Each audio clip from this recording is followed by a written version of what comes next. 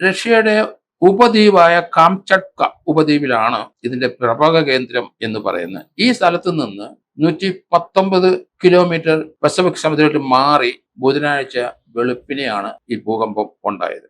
ഇത് 125 കിലോമീറ്റർ ആഴത്തിലാണ് ഈ എർത്ത് ഉണ്ടായത്. എന്ന് പറഞ്ഞാൽ 80 മൈൽ ആഴത്തിലാണ് ഈ എർത്ത് ഈ ഭൂകമ്പം ഉണ്ടായിരിക്കുന്നത്. ഇത് 2010 ശേഷം ലോകം കണ്ട ഏറ്റവും വലിയ ഒരു ഭൂകമ്പം തന്നെയാണ്.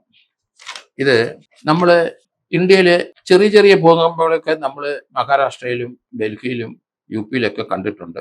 പക്ഷെ ജപ്പാനിൽ ഉടനീളം ഈ ഭൂകമ്പത്തിന് കാരണം 9 ലക്ഷം പേരെ അവർ ഇതിനകം ഒഴിപ്പിച്ചു കഴിഞ്ഞു. ഏകദേശം 133 മുനിസിപ്പാലിറ്റിയിലെ ആളുകളെ അവർ ഒഴിപ്പിച്ചു എന്നാണ് വാർത്തകൾ വരുന്നത്. കാനഡയിലും ഇന്തോനേഷ്യയിലും ഹവായിലും അതുപോലെ US-ലെ കാലിഫോർണിയയിലും ജപ്പാനിലും എല്ലാം ഈ എർത്ത് ഫലം ജനങ്ങൾ അനുഭവിച്ചുകൊണ്ടിരിക്കുകയാണ്. 131 മുനിസിപ്പാലിറ്റിയാണ് ആളുകളെ ഒഴിപ്പിച്ചത് ജപ്പാനില്. അത് ജപ്പാനിലെ ഒക്കിനാവ മുതൽ ഹൈക്കൈഡോ എന്ന സ്ഥലം വരെയുള്ള 133 മുനിസിപ്പാലിറ്റി ജനങ്ങൾ ഒഴിഞ്ഞുപോയി.